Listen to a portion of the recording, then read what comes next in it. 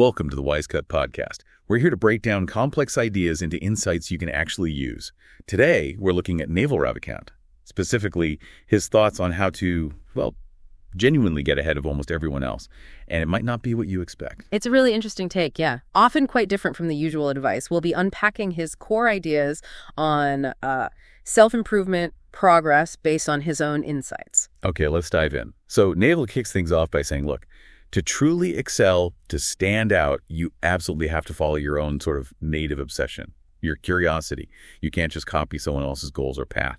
That's quite a statement to start with. It really is. And what's fascinating is how he frames all of life as basically problem solving. He really pushes reading foundational stuff like David Deutsch's The Beginning of Infinity and The Fabric of Reality.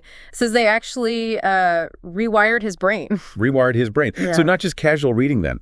Not at all. He argues they give you these core mental models for thinking, understanding life, intelligence, everything. The point isn't just to read, it's to absorb it so deeply, to get that real understanding that it changes how you see things. For you listening, it means finding and really internalizing those deep principles. Right. So if we're on our own path, driven by curiosity, what are the practical steps? How do we actually get ahead? Maybe starting with, the basics, material needs. He does start there. He gives a pretty clear framework. First, create something society actually wants, build value.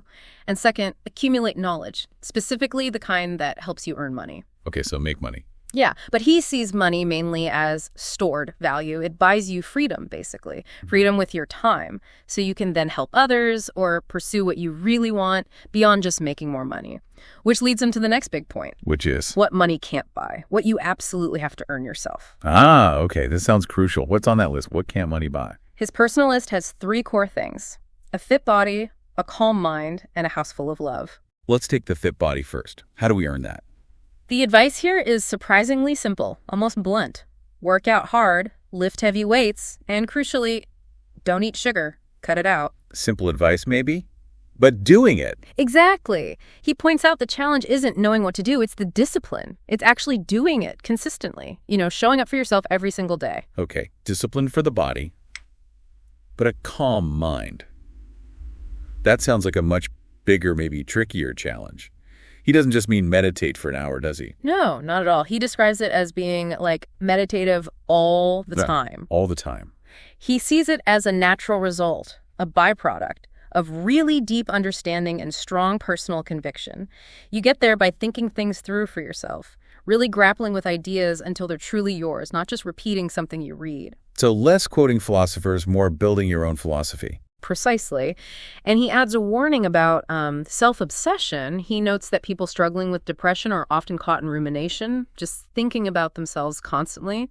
His advice: find things outside yourself that you genuinely love more than yourself.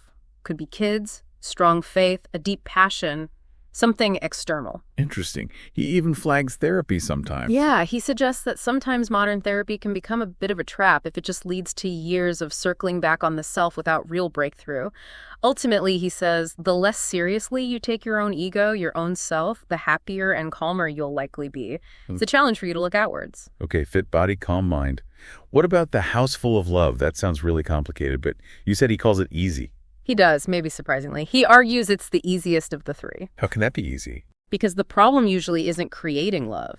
The problem is our neediness, our desire to get love back in return, that expectation. His point is, you can generate love anytime. Just love the people around you. Give it freely without demanding anything back. It flips the script from seeking love to actively giving it. That's a powerful shift in perspective. He also mentioned respect, but said don't chase it. How does that fit into getting ahead? Right. That's a key point for anyone aiming high. Respect, he argues, is something that emerges naturally. It's a byproduct. Not something to aim for directly. No.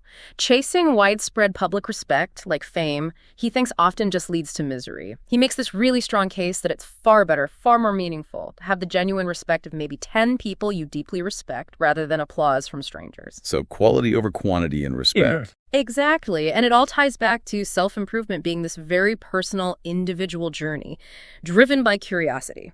He points out that the desire to learn, that deep curiosity, is actually quite rare. And following your own intellectual path, even if you're wrong sometimes and have to admit it, that's the foundation. Being willing to be wrong. That requires honesty. immense intellectual honesty. He gives that Ben Franklin example, borrowing books from enemies. Right, the consistency bias thing. Yeah.